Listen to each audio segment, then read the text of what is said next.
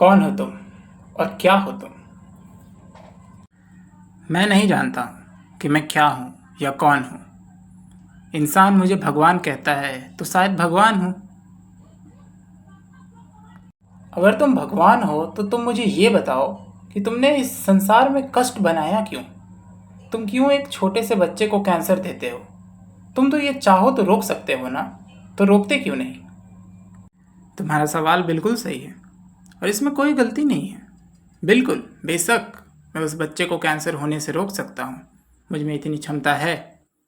ये पूरा ब्रह्मांड और वास्तविकता जो तुम देख पाते हो, समझ पाते हो, ये मेरे विचार हैं और इस वजह से मैं जो चाहूँ विचार सकता हूँ। तो अगर मैं विचारता हूँ कि एक बच्चे को कैंसर है तो उसमें गलत क्या है? कोई भी विचार अगर इस तरह का है कि एक बच्चे को कैंसर हो तो वो गलत है। ये सीधी बात है, ये तो तुम भी समझ सकते हो। मेरे जैसा इंसान अगर ये समझ पा रहा है तो तुम तो भगवान हो, तुम्हें तो समझना चाहिए। तुम्हारे जैसा इंसान, ये मूर्खता है। सबसे पहली मूर्खता कि तुम्हें लगता है कि इंसान का समझना वास्तविकता है, परंतु ये बात सत्य नहीं है। साइंटिस्ट कई सारे चूहों को मारते हैं। तुम जानते हो क्यों मारते हैं? हाँ, पर उसका एक कारण है और साइंटिस्ट वैसा करते हैं ताकि आने वाले समय में वो जान बचाते भी हैं। तुम क्यों करते हो? और तुम तो सर्वशक्तिशाली हो ना, साइंटिस्ट सर्वशक्तिशाली नहीं है। तो तुम में और फिर साइंटिस्ट में फर्क क्या रहा?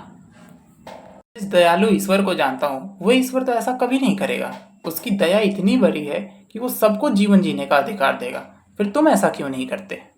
मानना पड़ेगा, तुम मनुष्यों का अहंकार भी बहुत ज़्यादा है कि मैं जिस दयालु ईश्वर को जानता हूँ, मैं जिस ईश्वर को जानता हूँ। वास्तविकता ये है कि तुम मुझे ईश्वर समझते हो।